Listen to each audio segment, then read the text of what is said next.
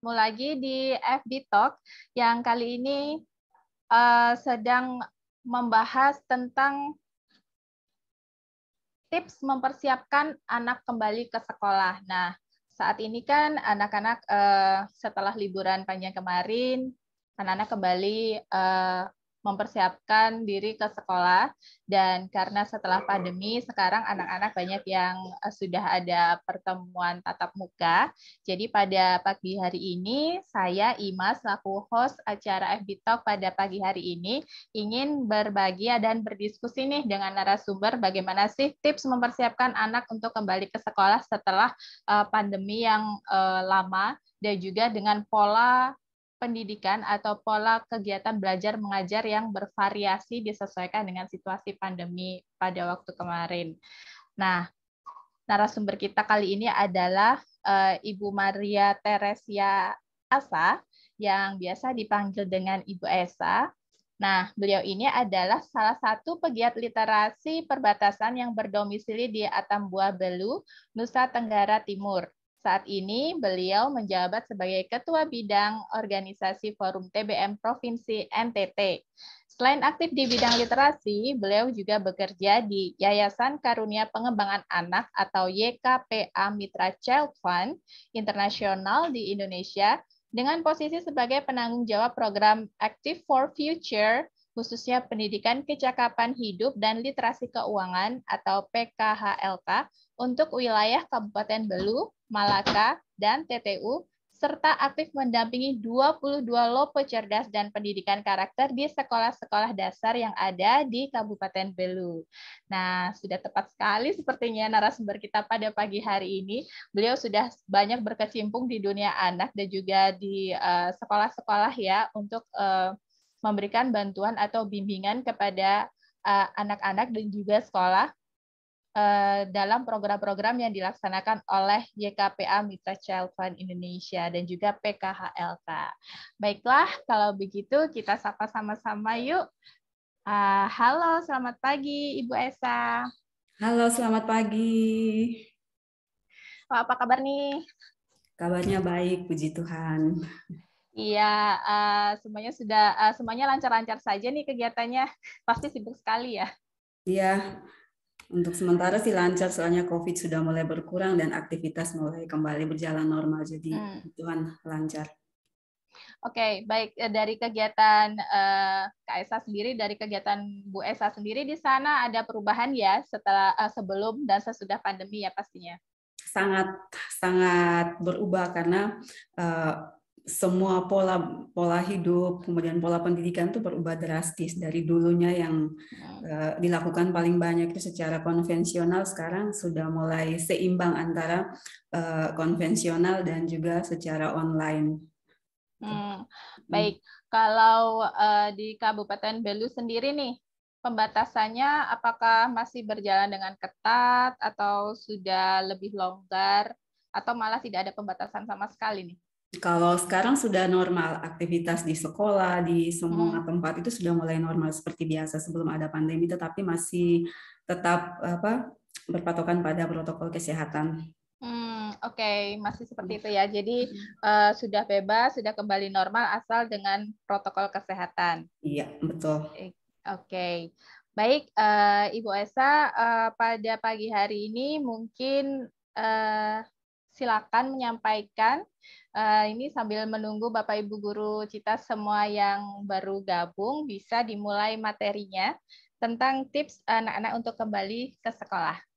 Silakan. Oke, makasih. Baik Bapak Ibu Guru Cita, saya hanya berbagi sedikit tentang apa yang kami coba praktekkan bersama guru-guru yang ada di sini, terus apa ya dari hasil pantauan kami, kemudian apa yang kami praktekkan, ini yang mau saya share, semoga bisa bermanfaat, kita belajar sama-sama.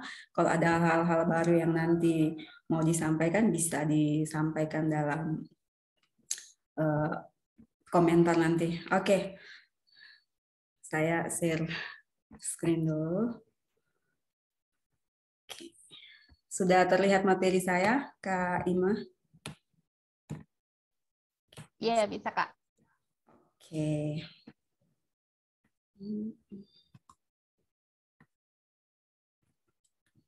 Oke, nah ini saya pakai kata-kata seperti ini, kembali ke sekolah, siapa takut? Setelah 2 tahun, Ya, ya sekitar 2 tahun kita nyaman di rumah, nah sekarang kita mulai seperti kita kembali nyaman di sekolah. Nah ini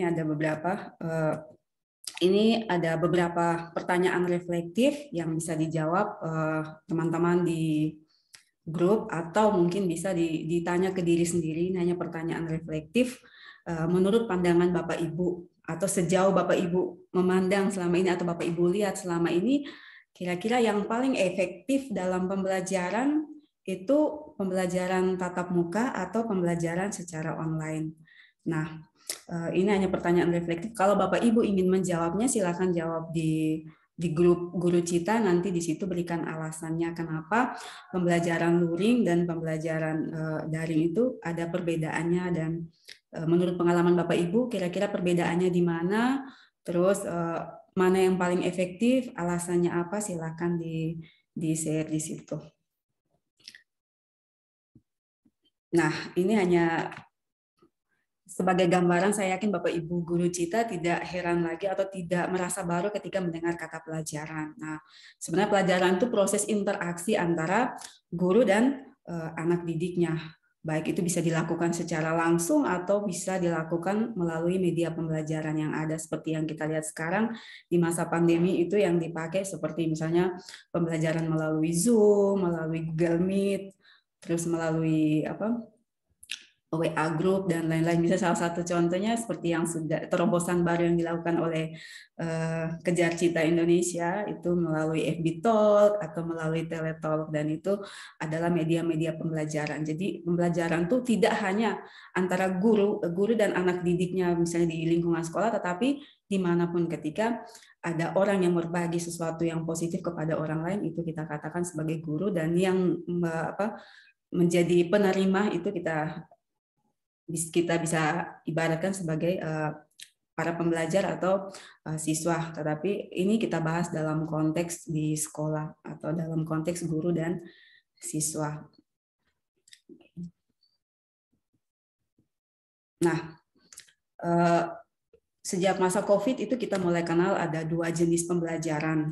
Itu yang pertama itu pembelajaran secara daring. Kalau pembelajaran secara daring, Bapak Ibu pasti sudah tahu seperti apa pembelajaran yang diterapkan tapi menggunakan media perantara. Seperti tadi sudah saya sebutkan, itu ada Zoom, ada Google Meet, atau mungkin aplikasi-aplikasi yang lain yang mendukung pembelajaran, tergantung konteks sekolah itu sendiri atau wilayahnya masing-masing. Ada juga yang mungkin lewat video pembelajaran karena susah untuk mengikuti Zoom karena berbagai kendala, misalnya kendala paket data dan lain sebagainya, atau internet dan lain-lain, jaringan dan lain-lain. Tapi ya itulah pembelajaran daring atau dalam jaringan, atau kita kenal secara online, pembelajaran secara online. Ada juga pembelajaran yang kedua, itu pembelajaran secara tatap muka atau luring, luar jaringan. Jadi pembelajaran tatap muka itu interaksi antara guru dan siswa yang dilakukan secara langsung tanpa perantara. Jadi benar-benar guru terlibat dalam pembelajaran secara langsung dengan anak-anak. Jadi ada proses interaksi, ada tatap muka secara langsung. Saya pikir ini kita semua tahu, dan dua pembelajaran ini sebenarnya ada plus minusnya. Tidak semua bahwa serta-merta bahwa pembelajaran secara daring itu banyak sekali yang tidak baik, banyak sekali yang baik. Atau Bapak Ibu bilang, oh lebih, ini yang biasa paling dikeluhkan oleh orang tua. Pembelajaran tuh paling enak itu kalau di sekolah. Ya di sekolah karena orang tua merasa terganggu, orang tua merasa bahwa selama ini aktivitasnya itu cuma aktivitas rumah tangga, masak, cuci pakaian dan lain-lain, membersihkan rumah, tapi sekarang harus dikasih tugas yang tambah, tugas yang lebih berat lagi itu mendampingi anak-anak. Bahkan banyak orang tua yang akhirnya menjadi stres dan justru menjadi salah satu faktor penyebab kekerasan terhadap anak di dalam rumah. Yang paling sering itu kekerasan secara verbal. Nah ini seringkali terjadi, bahkan ada juga yang menganggap bahwa semua ini salah guru tidak kasih tugas dan lain-lain. Padahal kita tahu bahwa sekolah pertama itu adalah rumah, keluarga, dan guru pertama adalah orang tua. Nah ini ada beberapa plus minusnya dari dua pembelajaran tadi, secara daring dan juga secara ini secara offline. Nah, kalau secara daring sendiri itu yang paling pertama itu menghemat waktu belajar. Menghemat waktu belajar. Jadi anak-anak yang dulunya biasanya kan kalau di sekolah itu biasa sampai dari jam 7 pagi bisa sampai jam 1 siang, bisa sampai 7 sampai 8 jam di sekolah, tetapi dengan adanya pembelajaran daring itu paling cuma 1 atau 2 jam atau misalnya jam 8 sampai jam 10 sehari. Itu pun kalau tidak ada kendala. Jadi ada menghemat waktu, itu nilai plus. Kemudian menghemat biaya operasional. Nah, biaya operasional misalnya dulu kita harus buang transportasi ke sekolah, kita harus jajan di sekolah, harus buat beli ini, beli itu, atau misalnya harus kemana, itu jadi ada biaya lebih yang harus kita keluarkan. Kemudian salah satu poin plusnya lagi adalah dengan pembelajaran daring itu kita bisa lakukan pembelajaran di mana saja.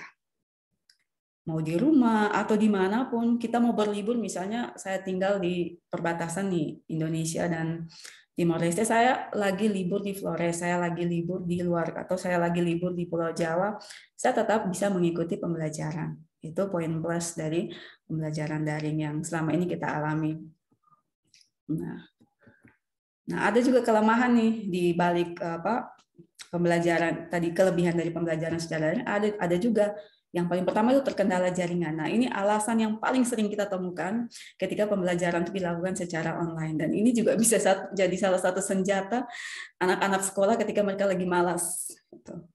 Tapi kita coba berpikir positif sajalah. Tapi ini kendala yang paling sering. Kita bisa saja juga kadang pas hujan angin, tiba-tiba jaringannya lelet dan lain-lain. Kemudian yang berikut itu anak-anak tidak konsentrasi dalam belajar.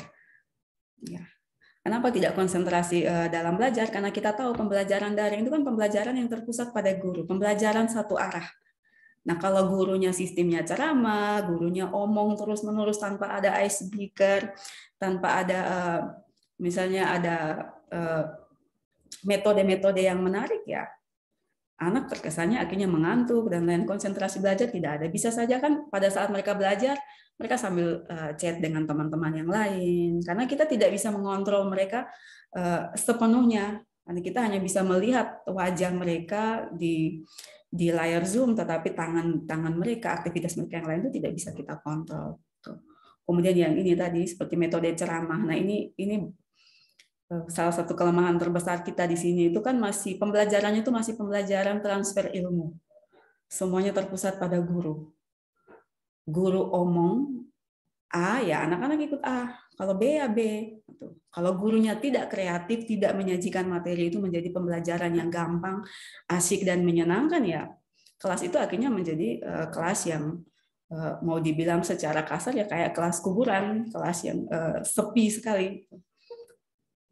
Jadi ini salah satu alasan misalnya pembelajaran daring itu lemah. Kemudian peserta didik pasif. Nah, ya peserta didik pasif. Kadang kita tanya sudah mengerti, sudah, apalagi kan kebanyakan guru-guru itu memberi pertanyaannya itu pertanyaan tertutup. Yang hanya bisa yang memberikan kesempatan kepada anak-anak hanya punya dua jawaban, ya atau tidak, mengerti atau tidak. Jadi anak-anak ikut saja, ya. Seperti di puncak pohon yang tinggi, angin bertiup ke arah kiri, ya dia ke kiri, ke kanan, ya ke kanan itu. Kemudian paket data. Nah, ini paket data terkadang menjadi kendala juga. Alasannya ini uang tidak ada untuk beli paket dan lain-lain. Nah, ini. Kemudian kualitas audio dan video.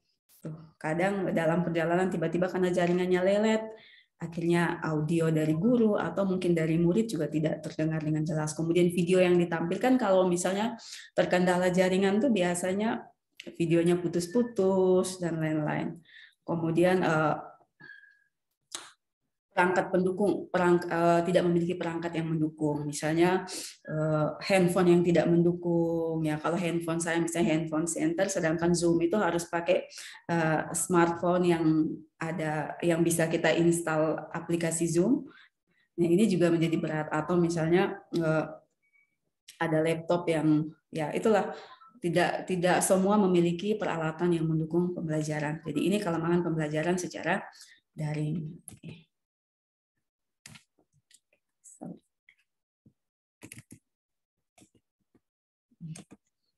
Nah, ini untuk pembelajaran tatap muka.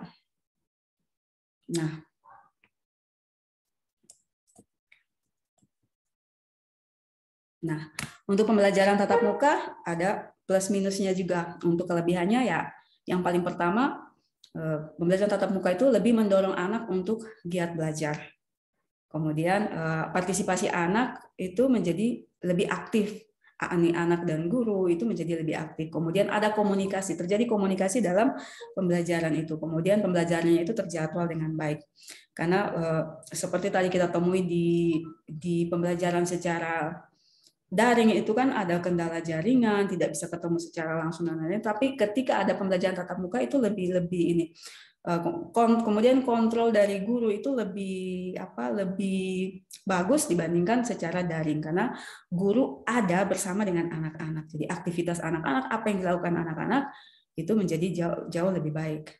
Kemudian itu secara kelebihannya. Kalau kekurangannya ya yang kelemahannya yaitu metode belajar tergantung pada guru. Nah, ini juga kembali ke guru. Sebenarnya ini sama dengan yang tadi pembelajaran secara daring, kemudian pembelajaran secara tatap muka itu sama. Semua kembali kepada guru. Bagaimana guru mendesain materi pembelajarannya, bagaimana guru mendesain metode pembelajarannya itu menjadi menarik bagi anak. Apalagi yang menjadi sasaran pembelajaran kita itu adalah anak-anak generasi Z dan generasi Alpha.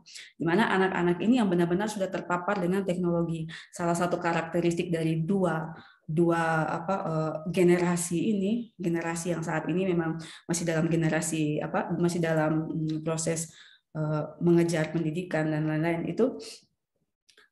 Salah satu karakter mereka itu adalah anak-anak yang terkesannya instan. Mereka ingin sesuatu yang instan. Mereka tidak suka sesuatu yang berbelit-belit.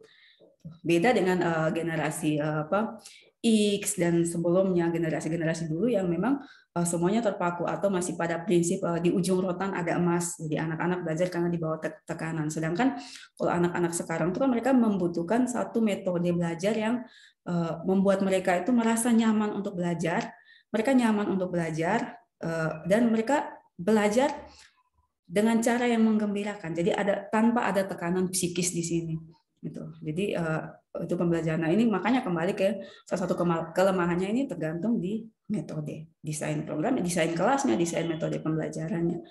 Nah, itu tergantung pada guru. Tapi ini hanya sebagian kecil, tapi tidak semua terjadi. Tapi itulah salah satu kelemahan kita di Indonesia. Kembali lagi seperti tadi saya bilang bahwa pembelajaran kita itu masih pembelajaran yang terpusat pada guru, masih ada sistem transfer ilmunya. Jadi sistem transfer ilmunya, jadi semua siswa tergantung pada guru. Jadi ya 75% bahkan 100% itu tergantung pada guru.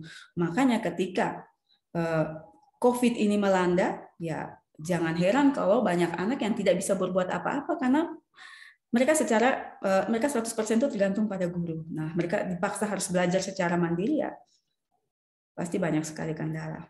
Kemudian yang kedua itu kegiatan ekstrakurikuler mendistorsi siswa. Jadi kadang kegiatan-kegiatan ekskul juga yang terlalu wow sampai menyita waktu belajar anak-anak itu ada juga, tapi tidak semua. Tapi ini salah satu kelemahan yang kita temui juga. Kemudian ruang dan waktu terbatas. Tatap muka itu kan berarti harus ada di satu tempat, di mana di situ ada guru dan juga ada siswa. Jadi terbatas di tempat itu saja. Kalau di sekolah atau misalnya di kegiatan outbound ya di lokasi itu saja. Berbeda dengan tadi yang secara daring itu kita bisa di mana saja bisa akses pembelajaran. Jadi itu kelemahan dari pembelajaran tatap muka. Jadi dari dua pembelajaran ini kita bisa tahu bahwa ada plus dan minusnya, tinggal bagaimana cara kita sebagai pendidik untuk mendesain satu pembelajaran yang menarik, membuat anak-anak belajar secara gampang, asik dan menyenangkan. Makanya kalau kami itu sering kenal dengan metode gasing, gampang, asik, menyenangkan. Jadi kita membawa anak-anak itu merasa nyaman dulu dengan situasi pembelajaran, kemudian mendesain kegiatan-kegiatan itu dengan metode permainan dan lain-lain tanpa menghilangkan tujuan dari pembelajaran itu, sehingga anak-anak bisa belajar dengan aman dan nyaman. Oke. Nah, ini sekedar pembelajaran abad 21. Mungkin sebelum kita kenal dengan prinsip pembelajaran abad 21, yang perlu kita tahu bahwa dalam industri 4.0 itu kita dituntut untuk memiliki kecakapan abad 21. Ada 3 kecakapan abad 21 yang harus kita miliki di masa industri 4.0 ini, yang sebentar lagi kita akan masuk ke 5.0. Itu yang pertama adalah kualitas karakter. Nah, kualitas karakter kita tahu bahwa ada 3 hal yang tidak akan pernah tergantikan oleh teknologi. Itu yang pertama adalah karakter atau kepribadian, kemudian yang kedua adalah emosional atau perasaan, dan yang ketiga adalah spiritual. Nah, ini kalau 3 hal ini siapa yang harus lakukan? Nah, kembali lagi ke kita sebagai orang tua dan juga kita sebagai pendidik di sekolah, karena kita di sekolah kita adalah pengasuh kedua dari anak-anak. Anak-anak berada 7-8 jam bersama kita di sekolah, itu berarti kita juga adalah pengasuh mereka. Nah, peran kita di sini ini sangat penting untuk mendukung 3 hal tadi. Memang tidak dapat tergantikan oleh teknologi, karena itu butuh manusia untuk menguatkan itu. Tetapi dengan seiring berjalannya waktu, kemudian dipengaruhi dengan perkembangan ilmu pengetahuan dan teknologi, 3 hal ini bisa pudar. Memang tidak bisa tergantikan, tapi bisa pudar atau bahkan bisa lebih kuat dari itu. Makanya kita di sini hadir untuk menguatkan itu. Itu kecakapan abad 21 yang pertama. Kemudian kecakapan abad 21 yang kedua adalah literasi dasar. Literasi dasar yang sekarang ini lagi benar-benar dikampanyekan di mana-mana. Itu mulai literasi baca tulis, kemudian literasi numerasi, literasi sains, literasi digital, budaya dan kewarganegaraan, serta literasi finansial. Jadi ini dikampanyekan karena memang literasi itu menjangkau semua aspek kehidupan kita. Jadi walaupun itu adalah 6 literasi dasar, tetapi semua ketika kita omong tentang keseluruhan hidup kita, ya itu adalah literasi. Kemudian yang ketiga adalah kompetensi abad 21 atau orang kenal dengan 4C. 4C itu yang pertama berpikir kritis dan bagaimana menyelesaikan masalah. Kemudian yang kedua adalah kreativitas, yang ketiga komunikasi, dan yang keempat itu adalah kolaborasi. Nah, ini yang perlu kita tahu, sehingga ketika kita bahas soal prinsip pembelajaran abad 21, paling tidak 3 kecakapan abad 21 atau 3 kecakapan abad 21 ini sudah kita miliki, 3 keahlian abad 21 sudah kita miliki. Nah, terus bagaimana pembelajaran abad 21 itu sendiri? Prinsipnya seperti apa? Yang pertama, terpusat pada siswa. Berbeda dengan dulu, sebelum kita masuk dalam pembelajaran abad 21, itu prinsip pembelajaran itu masih terpusat pada guru. Sekali lagi saya ulang lagi, seperti yang tadi saya katakan, bahwa pembelajaran kita itu masih transfer ilmu. Benar-benar 100% itu dari guru, jadi siswa tergantung pada guru.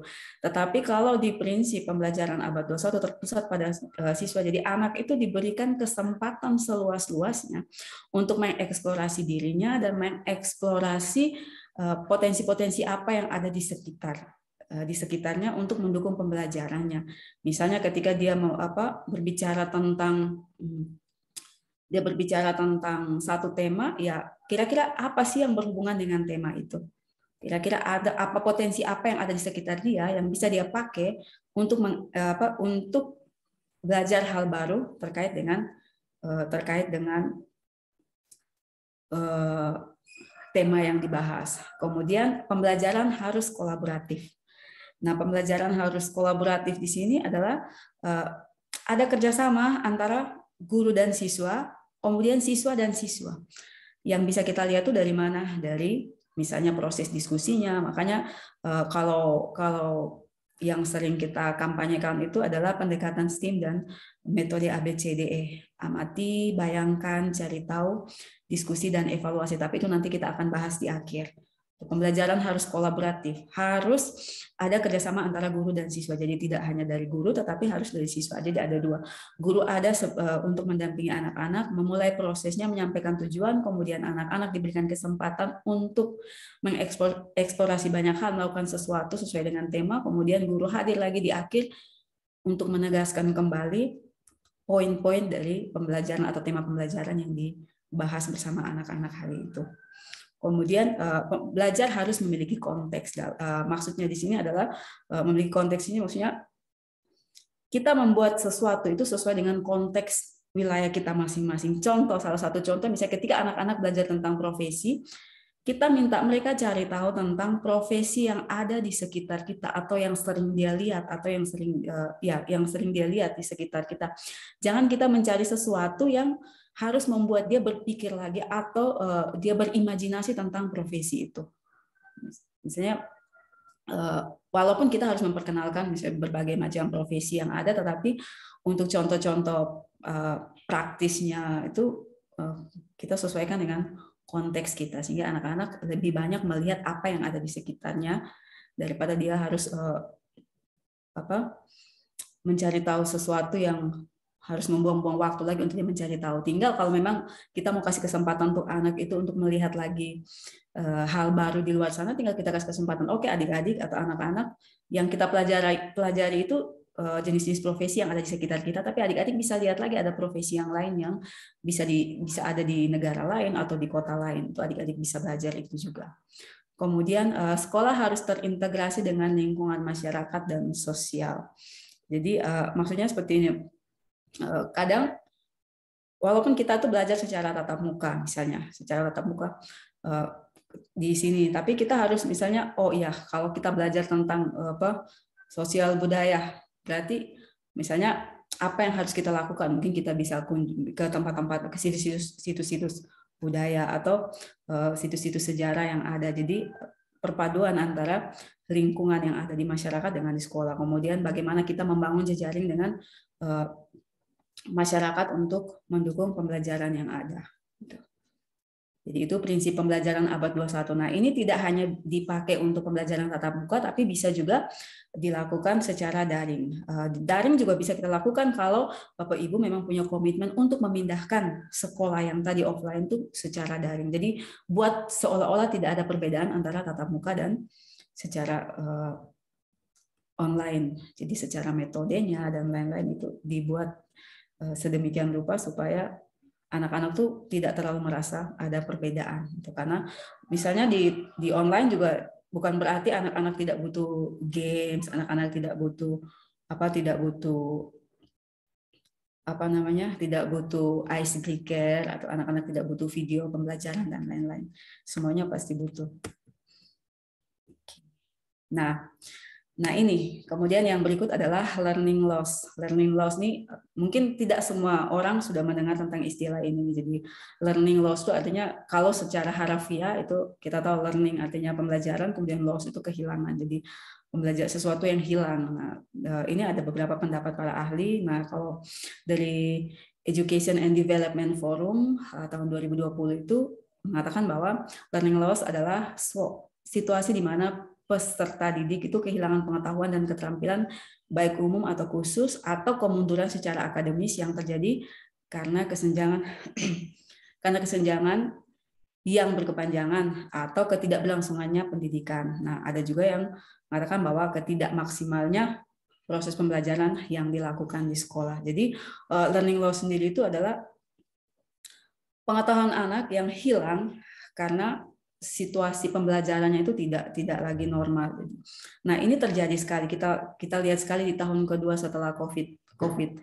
Banyak sekali anak yang akhirnya pengetahuannya itu hilang. Ada anak yang dulunya lancar membaca, menulisnya bagus, sekarang sudah bacanya sudah agak susah, kemudian menulisnya juga kalau dulu menulisnya rapi sekali, sekarang sudah tidak terlalu rapi lagi. Banyak kreativitas anak-anak yang dulu cukup bagus, akhirnya kreativitasnya mulai hilang, mungkin dipengaruhi berbagai faktor, misalnya salah satunya menghabiskan waktu untuk bermain games dan lain-lain. Jadi ada banyak sekali faktor. Nah, ini yang menjadi kendala besar ketika anak-anak ini mulai masuk kembali ke sekolah, guru-guru menjadi stres, guru-guru menjadi pusing karena mereka harus memulai lagi. Misalnya anak-anak yang ada di kelas 3 SD ya harus didampingi seperti anak-anak yang baru masuk SD kelas 1. Nah, ini yang dinamakan learning loss. Jadi ada sesuatu yang hilang. Jadi ada kemunduran pembelajarannya. Seharusnya misalnya tingkatan anak tuh sudah ada di kelas 5, tapi dia terpaksa harus belajar lagi dari bawah. Tuh, jadi pergerakan pendidikannya itu menjadi lambat. Nah, kenapa learning loss ini terjadi? Yang pertama, tidak ada interaksi antara guru dan siswa, siswa dan siswi. Jadi ini salah satu penyebabnya. Kita tahu, ya walaupun 2 tahun ini COVID, tapi kita belajarnya lewat mana? Belajarnya lewat Zoom, belajar secara online. Iya, memang belajar. Pembelajaran dari awal COVID itu ada sampai sekarang pun pembelajaran itu berlangsung. Walaupun tatap mukanya itu secara daring. Tetapi learning loss itu tetap terjadi karena apa? Yang paling pertama seperti tadi yang saya sampaikan, interaksi antara guru dengan siswa tidak ada. Siswa dengan siswa tidak ada. Padahal salah satu poin dari kompetensi abad 21 itu adalah komunikasi. Yang berikutnya itu adalah kolaborasi. Komunikasi dan kolaborasi itu tidak terjalin dengan baik. Bagaimana anak-anak itu mau belajar sesuatu yang baru kalau komunikasi saja juga susah. Dia mau bertanya pun susah. Kadang guru juga sulit menjelaskan. Kadang ada guru yang sulit menjelaskan tapi mudah untuk mempraktekkan. Nah, ini kan tidak terjadi sama sekali. Kemudian proses diskusi, kadang kan anak-anak si A dan si B itu punya kemampuan akademik yang berbeda. Si A membutuhkan B, misalnya dalam proses diskusi si A membutuhkan si B karena si B punya kemampuan di bidang misalnya di bidang seni, sedangkan si A-nya itu lebih ke matematikanya. Nah, jadi ada saling mendukungnya. Tapi ketika pembelajaran dilakukan secara online, ini tidak terjadi sama sekali. Benar-benar anak tuh belajar secara mandiri walaupun melalui aplikasi Zoom atau belajar secara daring, tapi dia tidak bisa bertanya lagi ke siapa-siapa, ada proses diskusinya itu tidak atau tidak, itu tidak terjadi. Kemudian waktu belajar anak terbatas. Ya, kita lihat seperti tadi yang di pembelajaran secara daring, kelemahannya itu salah satunya adalah waktu belajarnya itu terbatas. Ya, terbatas karena paling cuma sehari 2 jam, 3 jam. Nah, bagaimana anak sebenarnya tatap muka normal kan 7 sampai 8 jam yang kita alami selama ini. Tetapi dengan adanya COVID, waktu belajar yang terbatas, kesempatan anak untuk mengeksplorasi hal-hal baru itu menjadi terbatas, ya akhirnya mulai hilang. Dan ini kan di secara akumulasi terjadi. Secara akumulasi akhirnya menjadi sesuatu yang benar-benar membawa anak itu mundur 1 atau 2 tahun dalam proses belajar.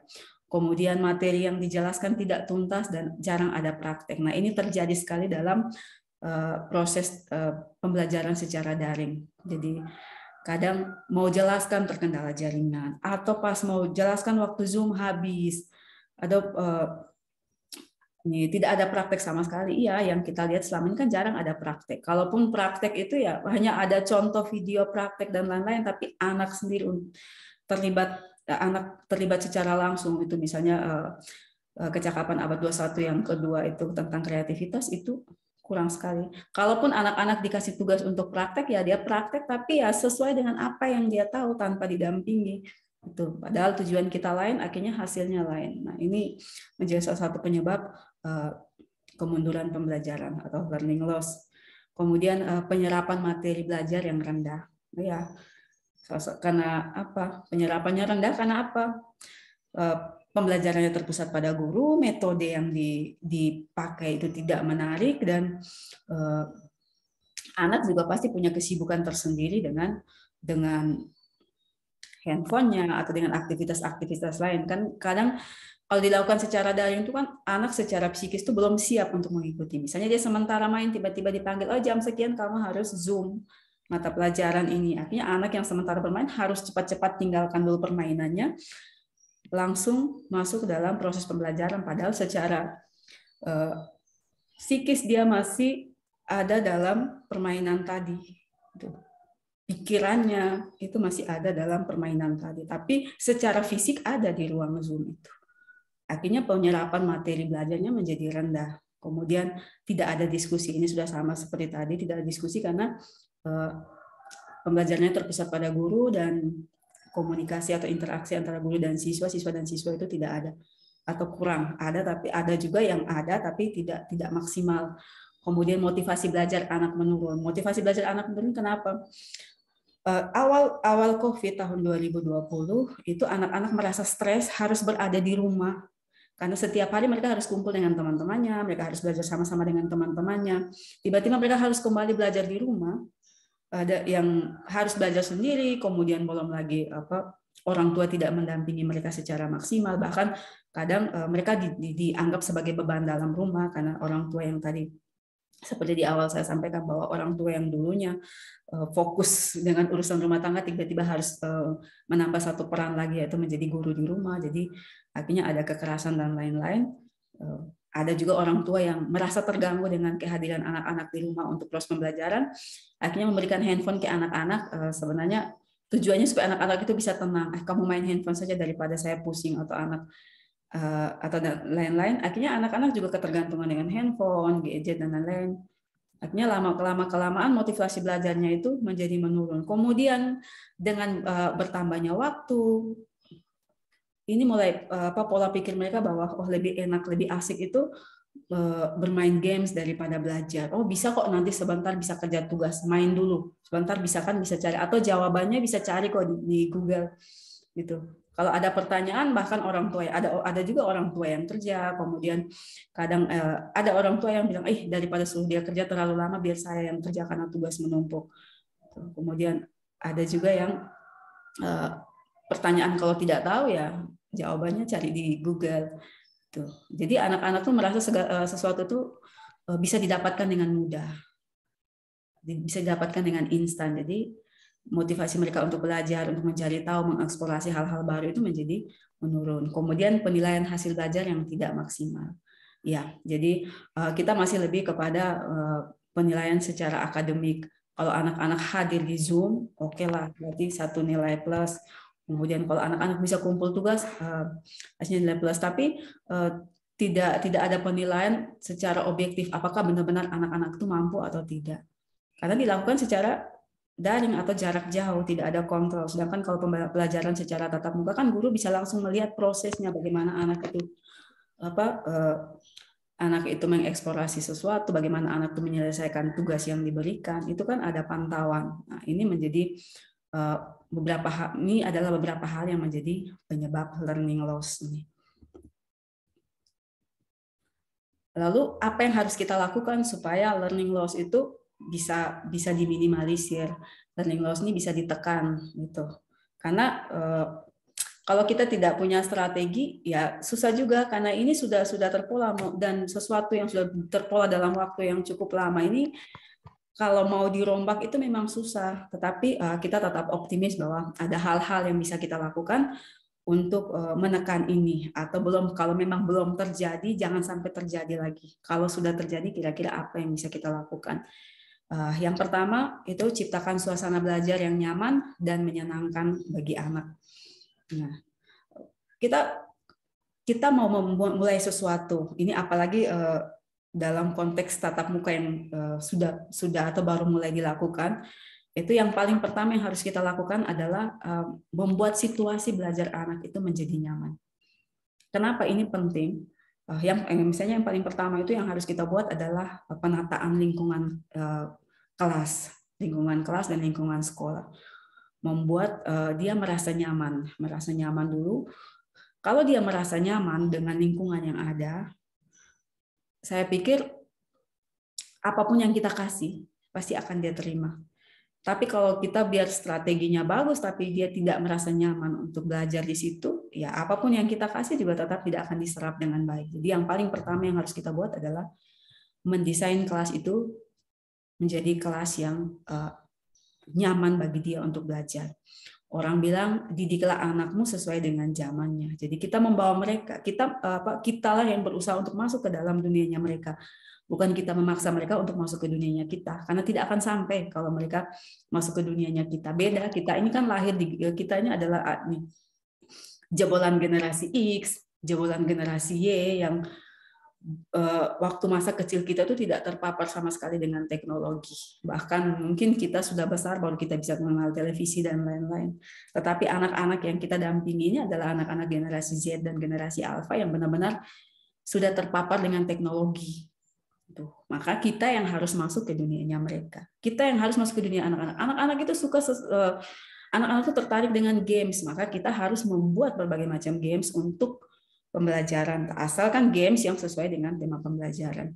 Anak-anak itu kan suka sekali hal-hal yang berbau visual dan lain-lain. Nah, kita juga harus menyesuaikan dengan itu. Kemudian metode belajar yang digunakan harus gampang, asik, dan menyenangkan.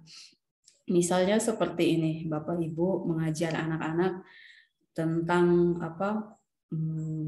misalnya mengajar matematika berhitung. Mengajar matematika berhitung, kita tidak lagi pakai misalnya seperti dulu kita memberikan pertanyaan tertutup kepada anak-anak yang membuat anak-anak itu cuma bisa jawab satu jawaban. Misalnya 5 tambah 5 sama dengan berapa? Pasti anak-anak itu langsung menjawab, oh 5 tambah 5 sama dengan 10. Tapi masih pakai hitung. Tapi coba kita ganti, kita buat mereka itu benar-benar terlibat di dalam proses belajar itu. Jadi ada keseruan di situ. Misalnya 10 adalah hasil dari berapa tambah berapa. Anak-anak pasti akan berpikir. Bisa dilakukan secara kelompok atau secara personal. Dia akan berpikir, oh 10 adalah 0 tambah 10. 1 tambah 9, 2 tambah 8, 3 tambah 7, 4 tambah 6, dan 5 tambah 5. Jadi ada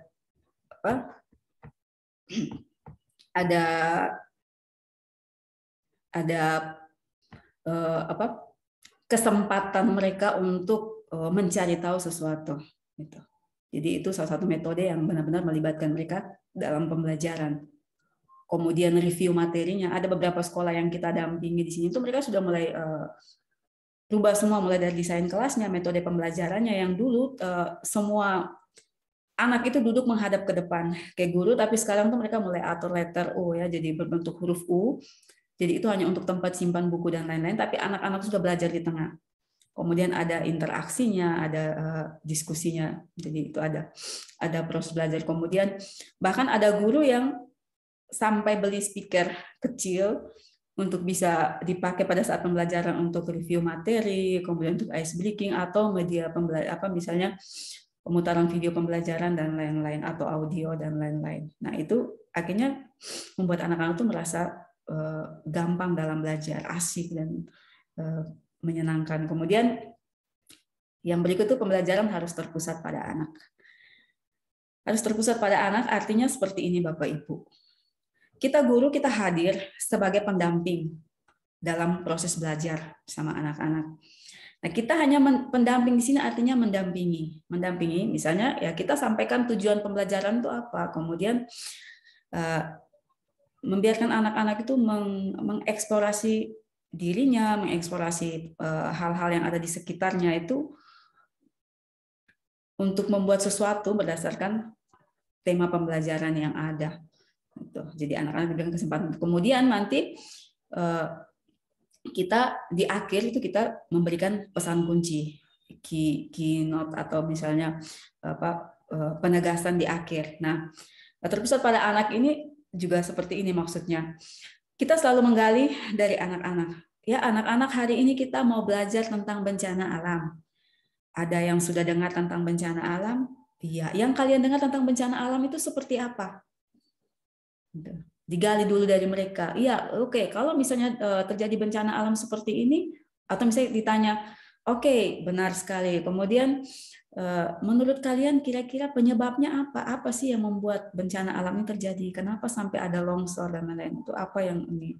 Apa penyebabnya? Oke, kalau sudah tahu penyebabnya, apa yang harus kita lakukan ketika terjadi misalnya gempa bumi? Apa yang harus kita lakukan saat banjir dan lain-lain? Kemudian supaya itu tidak terjadi menurut adik-adik itu apa yang dilakukan? Digali selalu dari anak, selalu dari anak. Nanti kita itu memberikan penegasan kalau memang jawaban mereka itu salah atau apa yang mereka tangkap itu salah, disitulah peran kita untuk meluruskan. Kemudian di akhir memberikan penegasan. Penegasan itu diawali juga dari mereka atau review akhir di materi itu, akhir pembelajaran harus ada review, digali dulu supaya kita bisa tahu kira-kira pemahaman mereka tentang materi yang kita bawa hari ini seperti apa. Nah, untuk review juga kita tidak boleh terlalu kaku. apa yang dimaksud? Tadi kita sudah sama-sama belajar tentang bencana alam. Ayo, saya mau tanya kembali, apa yang dimaksud dengan bencana alam yang tadi kalian pelajari? Nah, itu juga terlalu berlebihan. Tinggal digali. Ya, tadi kita sudah belajar banyak. Bagaimana kita menulis kembali. Misalnya salah satu kita mau kembangkan literasi menulis nih, biar sekali berjalan 2-3 pulau terlampaui. Misalnya, oh, tadi kita sudah sama-sama belajar tentang bencana alam. Ayo, ada yang mau tulis kira-kira apa saja yang dia pelajari tadi ini, tapi dalam bentuk tulisan. Karena tiap anak tuh beda-beda. Ada anak yang bisa menyampaikan pendapatnya secara langsung, ada anak yang tahu tapi tidak mampu menyampaikan pendapatnya, jadi bisa lewat tulisan. Jadi untuk kita tinggal kreatif saja untuk menentukan caranya seperti apa. Nah, kemudian memberikan kesempatan kepada anak untuk mengeksplorasi banyak hal. Nah, ini kembali lagi ke pembelajaran ini 4.0 pada khususnya pada kecakapan abad 21 yang ketiga, kompetensi abad 21. Critical thinking and problem solving. Jadi berpikir kritis dan bagaimana menyelesaikan masalah. Jadi anak-anak itu kan diberikan kesempatan. Misalnya kalau kita omong tentang bencana alam, kita kasih mereka nonton video tentang bencana alam. Di situ lepas mereka kira-kira apa sih yang mereka tonton tanpa campur tangan dari kita gitu. Tanpa campur tangan dari kita. Jadi biarkan mereka nonton. Terus digali lagi kira-kira apa sih bencana alam? Lepas mereka berpikir, buat mereka masuk ke dalam situasi itu seolah-olah mereka mengalami bencana alam. Kemudian dari situ mereka akan mencari tahu kira-kira kenapa ini terjadi, apa yang harus saya lakukan ketika ini terjadi, dan apa yang harus saya lakukan untuk mencegah supaya ini tidak terjadi. Jadi ada berpikir kritisnya, jadi ada berpikir kritisnya, ada bagaimana cara menyelesaikan masalahnya, kemudian ada kreativitasnya, ada komunikasinya, dan juga ada kolaborasi di situ. Kemudian yang terakhir adalah menggunakan pendekatan STEAM dengan metode ABCDE. Nah, ini waktu mulai masuk K13 itu, saya pikir Bapak Ibu guru tidak terlalu asing lagi ketika mendengar kata STEAM. Walaupun tidak semua orang menerapkan ini dalam pembelajaran, tapi ketika mendengar STEAM itu saya pikir Bapak Ibu guru tidak terlalu asing lagi. STEAM itu kan science, teknologi, kemudian engineering, art, and math. Ada science, ada teknologi, kemudian engineering, itu bisa mesin dan lain-lain, kemudian ada seni dan juga ada matematika. Itu pendekatannya untuk mendukung seperti yang tadi saya bilang 4C dari kecakapan abad 21 yang harus dimiliki: kreatif, critical thinking and problem solving, komunikatif and kolaboratif. Nah, saya mau tambahkan juga terkait dengan pendekatan STEAM dan metode ABCDE. Ini akan sangat membantu Bapak Ibu dalam proses pembelajaran, apalagi setelah anak-anak mengalami learning loss. Nah, ini salah satu hal yang memang harus dilakukan. Salah satu pendekatan yang cukup bagus, yang sangat efektif, yang selama ini kami lihat dan cukup efektif, bisa Bapak Ibu coba. Tapi kalau misalnya Bapak Ibu punya pendekatan yang lain yang cukup bagus dan bisa di-share, saya pikir bisa di-share juga ke kita semua biar kita diperkaya lagi dengan berbagai pendekatan dan metode dalam pembelajaran. Nah, ini tadi terkait dengan STEAM. STEAM tadi science, technology, engineering, art, and math. Science, teknologi, engineering, seni, dan matematika.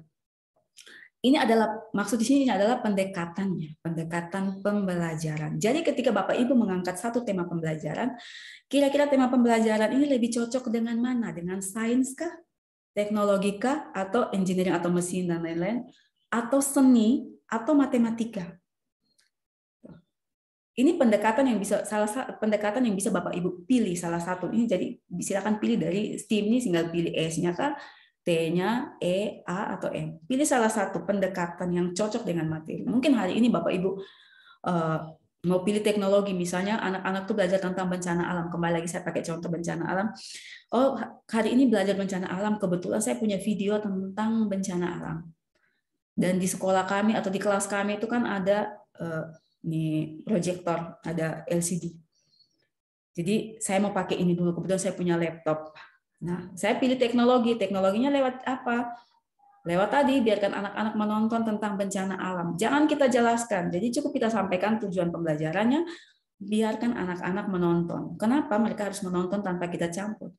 Kita mau membawa mereka ke dalam situasi itu. Biarkan mereka ikut merasakan apa yang akan kita sampaikan. Setelah mereka masuk ke dalam situasi itu, kita mau gali informasi dari mereka, mau diskusi atau apapun itu menjadi lebih enak. Karena mereka sudah masuk ke dalam situasi itu.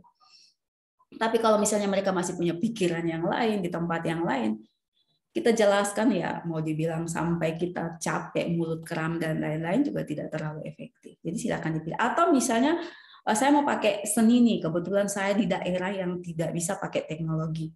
Tapi saya pilih seni. Misalnya hari ini anak-anak itu mau belajar tentang toleransi, tapi di toleransi khususnya tentang kita berbeda pandangan, tapi kita baik-baik saja. Atau kita mau belajar tentang keberagaman, misalnya kalau di materi PPKN, kita mau belajar tentang keberagaman. Nah, apa yang bisa saya lakukan? Saya tidak punya teknologi, saya tidak punya laptop untuk anak-anak nonton. Kalau saya kasih nonton video, sedangkan anak-anak yang saya dampingi 30-an orang juga tidak efektif. Nah, kita pakai seni. Seni misalnya seperti ini. Anak-anak diminta untuk menggambar satu bunga misalnya. Yang paling pertama minta mereka gambar bunga. Terserah Bapak Ibu bisa sekreatif mungkin. Kalau Bapak Ibu bisa buat Play-Doh atau plastisel menggunakan terigu. Ada orang yang bisa dapat bantu terigu, misalnya garam dan pewarna. Boleh bisa pakai seperti itu. Atau mungkin hal paling sederhana yang kita buat seperti tadi menggambar, misalnya menggambar bunga. Ya anak-anak silakan menggambar bunga. Atau kita gali dulu dari yang paling pertama. Anak-anak hari ini kita akan belajar tentang toleransi, kita akan belajar tentang keberagaman. Indonesia ini kaya sekali dan lain-lain. Silakan dijelaskan. Nah, kenapa kita harus belajar ini? Kita gali dulu dari anak-anak. Setelah kita gali dari mereka, berani gali habis dari mereka, kita sampaikan tujuan pembelajaran. Setelah itu, mari anak-anak, Ibu minta kalian untuk menggambar satu bunga lengkap. Jadi bunga ada daunnya, jadi buat satu tangkai bunga lah. Silakan bunga itu digambar, tapi cuma kasih satu warna. Semuanya berwarna hitam. Kemudian digambar yang kedua, gambar juga bunga yang sama, tetapi dikasih warna sesuai dengan bunga yang kalian lihat di gambar kedua. Itu yang pertama, misalnya bunganya berwarna kuning atau bunganya berwarna pink, batangnya coklat, daunnya hijau. Kemudian minta mereka untuk buat perbandingan antara dua gambar itu. Dari dua gambar itu menurut kalian, mana sih yang paling menarik? Apakah yang warna hitam keseluruhannya atau yang daunnya warna hijau, bunganya warna pink, batangnya warna coklat? Suruh mereka untuk lihat dulu. Kemudian ditanya lagi, kenapa menurut kalian yang pasti rata-rata anak akan menjawab yang paling bagus adalah bunga yang berwarna, sedangkan bunga yang hitam itu ya, tidak terlalu bagus. Ditanya lagi, kenapa menurut kamu tidak terlalu bagus? Apa sih perbedaannya? Kenapa kamu memilih bunga yang berwarna?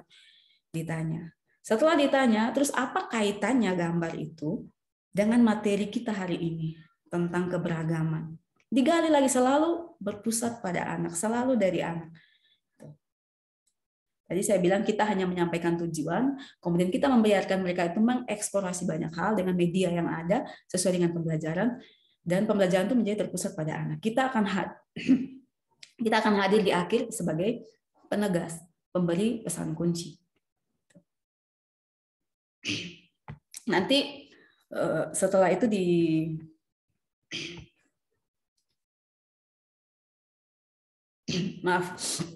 nanti setelah itu setelah mereka jelaskan bahwa ternyata dua gambarnya bedanya di sini Pak, terkait dengan atau Ibu terkait dengan materi kita hari ini seperti ini. Nah, setelah itu baru kita kasih pesan kunci. Nah, jadi ketika kita omong tentang keberagaman, berarti kita omong tentang warna. Kalau dalam kehidupan kita hanya diisi dengan satu warna, pasti hidupnya tidak akan indah. Tapi ketika hidup ini diisi dengan berbagai macam warna-warna lain seperti dalam budaya yang berbeda, bahasa yang berbeda, kemudian agama yang berbeda, dan keberagaman yang ada di sekitar kita, itu membuat hidup kita itu jauh lebih berwarna. Itu karena kita akan belajar banyak hal, kita itu kaya karena ini, kemudian kita akan jauh lebih berwarna dan terlihat indah. Lalu untuk apa kita harus misalnya harus mendiskriminasi etnis tertentu, mendiskriminasi ras tertentu, atau orang-orang dengan kulit tertentu, atau orang dengan asalnya tertentu. Untuk apa? Kalau kita tahu bahwa keberagaman itu justru membuat kita menjadi berwarna. Jadi ya tinggal prinsipnya bahwa kita itu berbeda pandangan, tapi kita baik-baik saja. Jadi itu salah satu metode sederhana yang bisa kita pakai untuk mendukung pembelajaran kita. Jadi ini pendekatannya. Silakan Bapak Ibu pilih sesuai dengan pembelajaran yang ada di tema pembelajaran yang ada. Ini bisa dipakai untuk semua tema apapun, silakan dipakai. Lalu ABCDE itu apa? Amati, bayangkan, cari tahu, diskusi, dan evaluasi. Nah, ini dipakai kapan? Dipakai pada saat proses pembelajaran itu berlangsung. Misalnya Bapak Ibu minta anak-anak untuk menonton video tentang bencana alam, Bapak Ibu secara diam-diam melakukan penilaian terhadap anak-anak melalui metode ABCDE. Ketika kita menonton video, otomatis atau anak-anak menonton video, mereka pasti akan amati apa yang mereka tonton. Kemudian mereka akan bayangkan, wah kalau ini sampai terjadi di daerah saya atau saya menjadi korban, kira-kira seperti apa. Kemudian cari tahu. Mereka akan cari tahu kok kenapa ini terjadi, kenapa banjir terus di Jakarta, kenapa, misalnya itu mereka akan cari tahu itu. Kemudian mereka pasti akan ada diskusi antara mereka dengan siswa dengan siswa. Bisa juga ada anak-anak yang bertanya, Pak, kenapa di Jakarta itu banjir terus, misalnya. Ada diskusi antara anak dengan anak dengan guru. Kemudian di akhir adalah evaluasi. Evaluasi itu curah pendapat, bagaimana kita menggali informasi yang mereka dapatkan dari video yang mereka tonton tadi. Kemudian apa yang harus kita bawa pulang setelah belajar ini. Itu yang harus kita bawa pulang tuh pesan kunci tadi, bahwa supaya bencana alam tidak terjadi, semua orang harus belajar untuk mencintai lingkungannya, misalnya dengan membuang sampah pada tempatnya, terus menghemat sumber daya, misalnya hemat listrik, kalau listrik tidak dipakai dimatikan, kalau menghemat air, karena kita tidak hanya menabung uang, kita juga menabung air gitu. Jadi itu bisa. Kemudian kita harus pas musim hujan nih, kalau dapat makan buah-buahan ada biji-bijinya, sampai di tempat mana yang tidak ada tanaman dihambur saja di situ. Jadi ini yang bisa Bapak Ibu pakai. Silakan pendekatannya Bapak Ibu mau pakai yang mana, mau pakai sains kan, misalnya Bapak Ibu buat praktek misalnya membuat pelangi, anak-anak belajar IPA. Kalau belajar IPA kan pasti akan lebih ke sainsnya, bisa silakan dengan mereka praktek, misalnya proses pelanginya seperti apa, misalnya menggunakan air dan gula, itu bisa pakai. Atau misalnya membuat aliran listrik dari dari buah-buahan yang memiliki kandungan asam tinggi, itu silakan dipakai sesuai dengan materinya. Dan metode ABCDE ini dipakai dalam proses belajar secara keseluruhan. Nah, ini hanya metode ABCDE, tapi banyak sekali metode yang bisa kita pakai. Tapi ABCDE di sini itu lebih ke bagaimana kita mau melihat pemahaman anak-anak terkait dengan pelajaran yang kita kasih. Tapi berpusat pada anak. Kalau mau berpusat pada anak, pakai pendekatan STEAM dan metode ABCDE.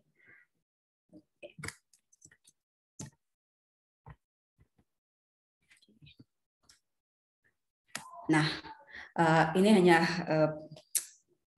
pesan kunci di akhir, atau sedikit tambahan di akhir, bahwa kalau misalnya desain kegiatan kita itu menjadi menarik, metode pembelajaran yang kita buat itu terpusat pada anak, dan anak diberikan kesempatan untuk mengeksplorasi banyak hal, diberikan kebebasan untuk praktek, diberikan kebebasan untuk berkomunikasi, kolaborasi, dan lain-lain, diberikan kebebasan untuk berpikir secara kritis, anak mana yang tidak mau belajar?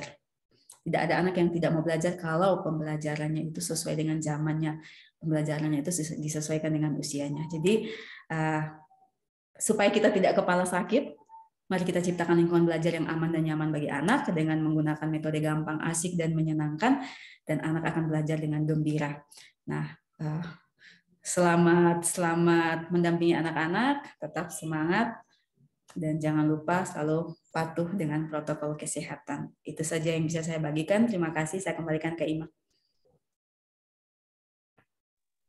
Baik, terima kasih Kak Esa sudah memberikan pemaparan yang sangat jelas tentang tips mempersiapkan anak kembali ke sekolah ya.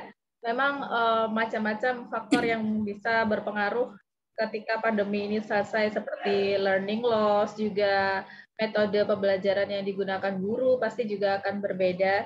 Terus ada lagi yang kita terbiasa menggunakan media digital, terus harus kembali lagi ke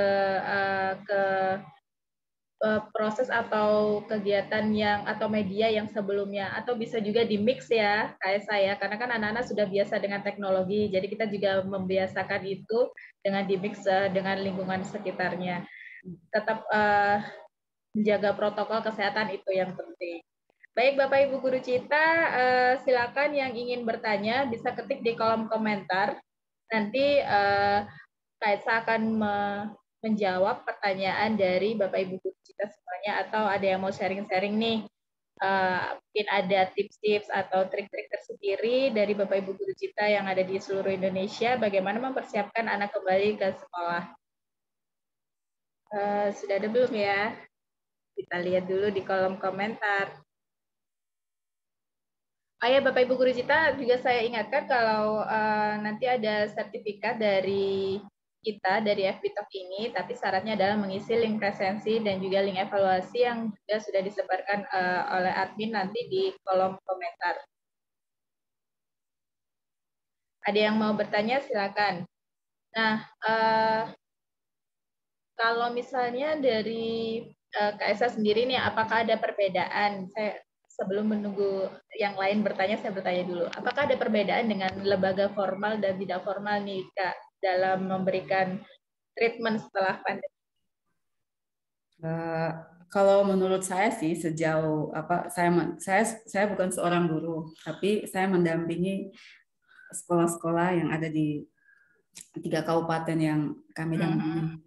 Nah, itu kalau yang saya lihat itu sangat berbeda. Berbeda sekali. Ya? Iya. Dari siswanya atau dari sekolahnya nih, Kak Esa? Berbeda kalau misalnya di sekolah itu biasanya masih yang pertama itu terpusat pada anak, terpusat pada guru. Itu masih. Kemudian ada kesan bahwa guru itu malah, maksudnya, tapi ini tidak semua ya dari ini, tapi ada kesan bahwa takut mencoba sesuatu yang baru, takut keluar dari misalnya, oh ini harus ada misalnya apa ya, kalau di sekolah itu kan sudah ada RPP-nya atau apa, takut nanti kalau saya buat ini tidak sesuai dengan ini. Padahal sebenarnya materinya kan tidak berubah, yang berubah itu metodenya.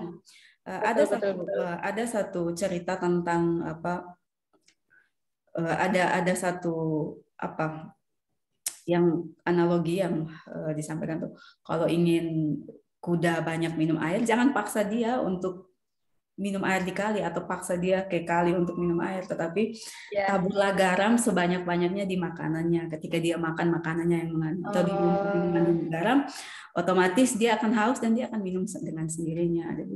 Jadi yang tujuan kita adalah membuat si kuda ini minum banyak air, tapi tidak memaksa dia untuk minum air banyak, tapi biarkan dia sendiri yang mencari air dan minum.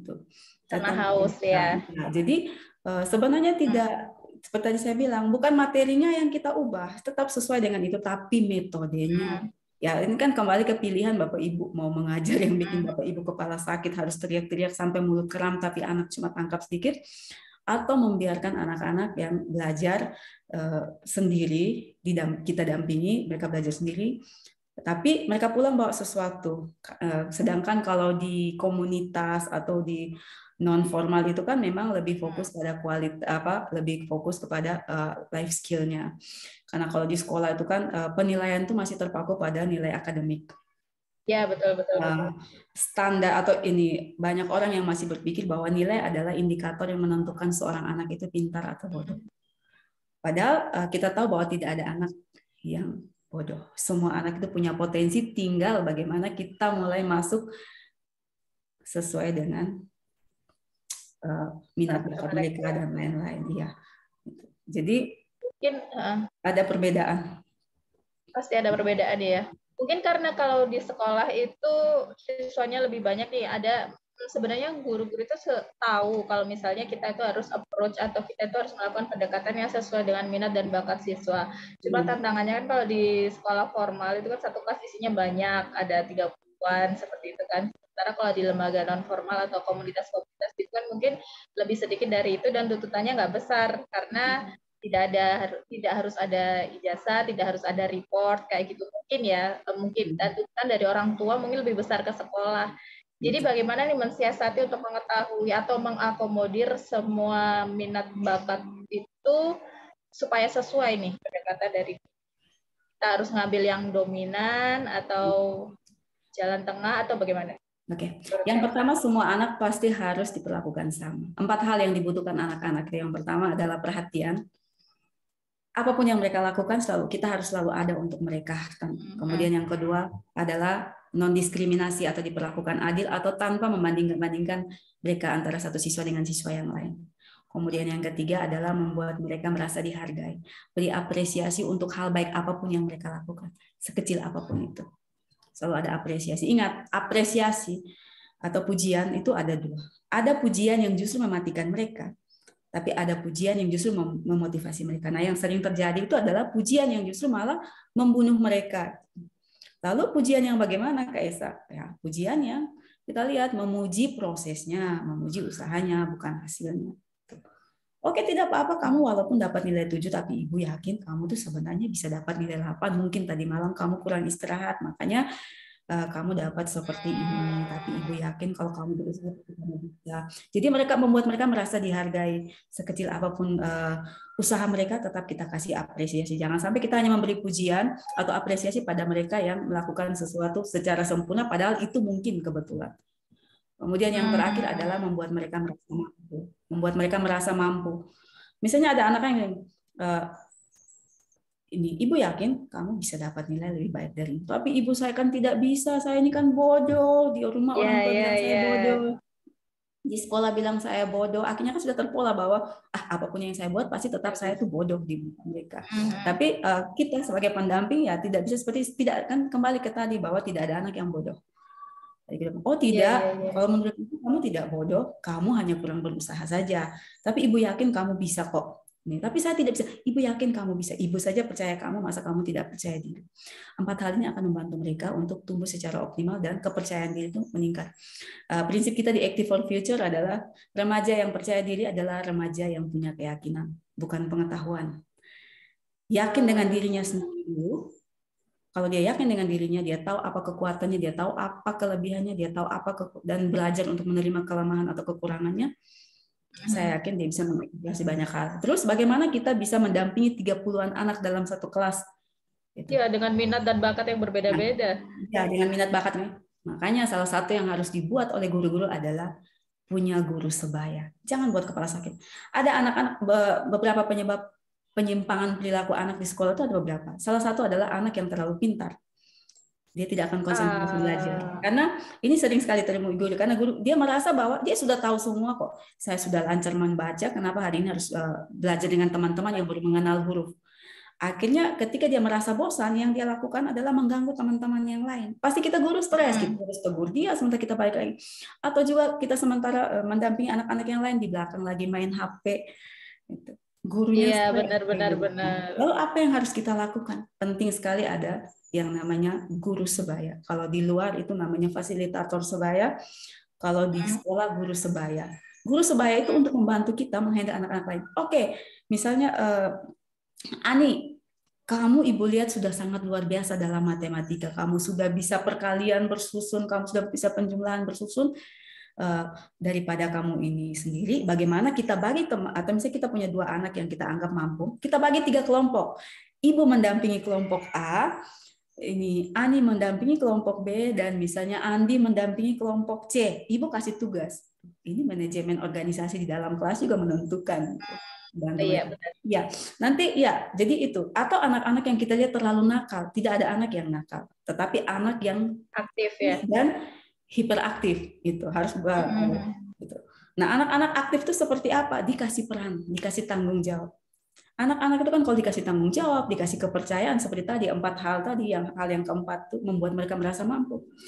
Mereka akan senang, bahkan mereka itu secara psikis itu merasa, oh ternyata saya ini dipercaya. Kalau dia dipercaya, pasti dia akan melakukan sesuatu yang positif. Nah, itu yang kita lakukan. Seperti itu ya, benar-benar. Jadi daripada kita malah adu argumen, ya, sama anak-anak yang istimewa, lebih baik kita berdayakan atau kita dampingi, kita jadikan pendamping ya. Gitu. Iya. Kemudian, wah, ini sudah ada pertanyaan nih dari yang sudah nonton dan sudah ketik di kolom komentar. Ini dari Bu Intan. Bu Intan ini mau bertanya, tahun ajaran baru kemarin seperti murid berdampak learning loss, mendapat dampak learning loss. Soalnya ketika diberikan materi sampai diberikan pertanyaan itu anak sulit untuk menangkap. Apakah kita sebagai guru harus mengulang materinya lagi atau harus bagaimana nih? Oke. Kita sudah kayak blank gitu ya. Ya, sampai pada titik blank gitu. Tidak tahu harus buat apa. Kembali lagi, saya lebih menekankan Bapak Ibu untuk menggunakan tadi pendekatan STEAM dan metode ABCDE. Kadang mungkin kita bertanya itu tidak sesuai dengan cara yang mau mereka pakai itu. Ya benar-benar. Makanya anak-anak itu kan ada anak-anak yang tadi seperti tadi saya bilang, ada anak-anak yang ketika kita menanyakan kembali materi itu, dia mampu menjelaskan secara langsung lewat suara dia. Ada anak-anak yang sebenarnya dia paham, tapi kalau kita tanya dia tidak mampu menjelaskan. Akhirnya pemikiran kita, oh anak ini ternyata tidak bisa. Oh dia kok tidak bisa, seharusnya materi bagaimana supaya dia tahu. Tetapi kita ganti. Oke lah, yang mau cerita secara langsung boleh atau kita menulis. Silakan menulis, tidak perlu tulis nama. Misalnya begitu, tidak perlu tulis nama, nanti kumpul ditutup, ibu tidak akan tahu ini siapa punya. Artinya membuat mereka bahwa mereka percaya diri menulis itu kan. Kadang ada anak yang mau menulis kembali apa yang dia pelajari, tapi dia takut salah. Takut salah itu selalu ada. Padahal sebenarnya salah itu kan namanya proses tuh kan, dari kesalahan kita belajar. Ditulis saja, tidak usah tulis nama. Silakan anak-anak menulis kembali apa yang kalian pelajari, tidak perlu tulis nama supaya ibu tidak tahu ini siapa punya. Tapi ditulis saja, dikumpul, ibu tidak akan lihat sebelum ibu baca, ibu kocok dulu supaya ibu tidak tahu kalau yang tadi kumpul pertama dia punya teratas dan lain-lain. Oh ya, benar-benar. Akhirnya dia dengan percaya diri bisa. Dan selain itu juga ini kita bisa mengevaluasi proses belajar hari itu, kira-kira materi yang kita kasih diterima anak atau tidak. Kemudian di satu sisi juga literasi menulisnya ada di situ. Sekali mendalam, 30 terlampaui. Tuh. Kadang kita juga harus tahu. Makanya ada satu cara yang kita bisa lakukan tuh mempunyai database. Setiap guru itu sebenarnya disarankan punya database, baik itu secara kualitatif maupun secara kuantitatif. Kalau kuantitatif mah gampang kan, tinggal dari data partisipasi anak atau daftar hadir anak-anak di sekolah. Tapi secara data kualitatif itu database yang Bapak Ibu, misalnya Bapak Ibu mau mengukur tentang pemahaman, mengukur tentang kemampuan membaca anak. Ini salah satu contoh, tinggal disesuaikan saja dengan pembelajaran. Misalnya yang saya mau ukur itu tentang kemampuan membaca anak. Nah, kita tahu kalau kemampuan membaca anak kan dimulai dari mengenal huruf, membaca kata, membaca paragraf, lancar membaca sampai pada pemahaman membaca. Nah, itu dibuat database-nya, misalnya nama Esa nih, Esa kemudian dibuat kolom membaca dulu, terus di membaca itu dibuat lagi kolom-kolom, misalnya mengenal huruf, membaca kata dan lain-lain sampai pada pemahaman membaca 5 kolom. Kemudian dalam bulan ini Esa ada di titik mana? Oh, dia sudah sampai di membaca paragraf, kita centang di situ. Kemudian di dalam proses itu kan kita akan lihat perkembangan. Dalam proses kita akan lihat perkembangan, dia sudah sampai di mana.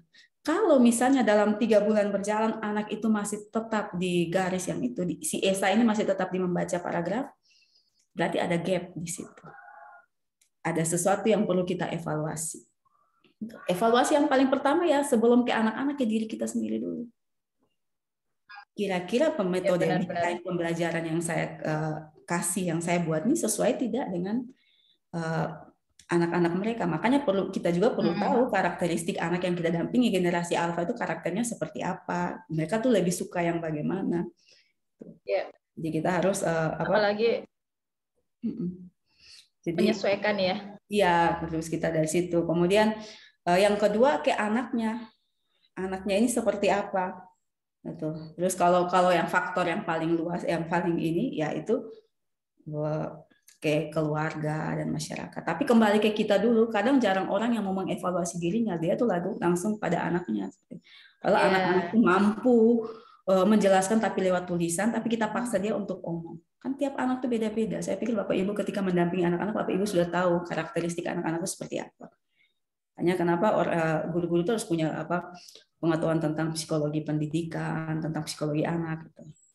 Paling tidak dasarnya, gitu. Sehingga kita mendampingi anak-anak itu sesuai dengan karakter dan kemampuan mereka. Jadi itu yang bisa saya share. Oke, apalagi kalau setelah pandemi itu kan comfort zone ya. Jadi biasa di rumah, biasa nggak langsung tatap muka, biasa nggak langsung frontal. Jadi anak yang aktif pun kadang agak takut-takut, biasanya kan hanya lewat Google Form atau lewat sesuatu lah. Ya, benar. Makanya yang paling pertama seperti tadi saya bilang, ya buat dulu kelas itu menjadi nyaman. Kemudian di hari kedua kita masukkan lagi dengan hari pertama fokus untuk kenyamanan anak di kelas. Bisa desain kelas. Kemudian yang kedua kita mulai misalnya mulai sisip ini 25%, mulai sisip 25% materi. Jangan langsung satu kali itu langsung tiba-tiba anak yang masih stres, dia baru masuk kembali ke sekolah, yang di rumah setiap hari nyaman bangun tidur, dia masih main game atau ini tiba-tiba harus di sekolah yang tepat waktu. Kita langsung, anak-anak, bencana alam itu apa? Bencana alam adalah stres. Anak-anak mulai bertahap dari hari pertama buat dulu mereka merasa nyaman dengan kelas, kemudian hari kedua mulai masuk dengan pembelajarannya 25% dulu dengan metode yang gampang, asik dan menyenangkan. Hari ketiga mungkin sisip-sisip sampai pada pembelajaran normal 100%. Jadi mereka harus ada penyesuaian diri dulu. Ya, betul sekali. Baik, itu tadi Bu Intan jawabannya dari Kak Esa. Ya, benar ada metode yang harus dirubah dan ada juga yang perlu itu tadi triknya, harus sedikit-sedikit dan harus disesuaikan dengan kebiasaan anak atau metode yang selama ini sudah dipakai oleh Ibu Intan. Baik, pertanyaan kedua dari Ibu Penti. Bu Esa bisa kasih sedikit tips untuk orang tua, nah dari sisi orang tua nih, untuk mempersiapkan anak yang kembali ke sekolah.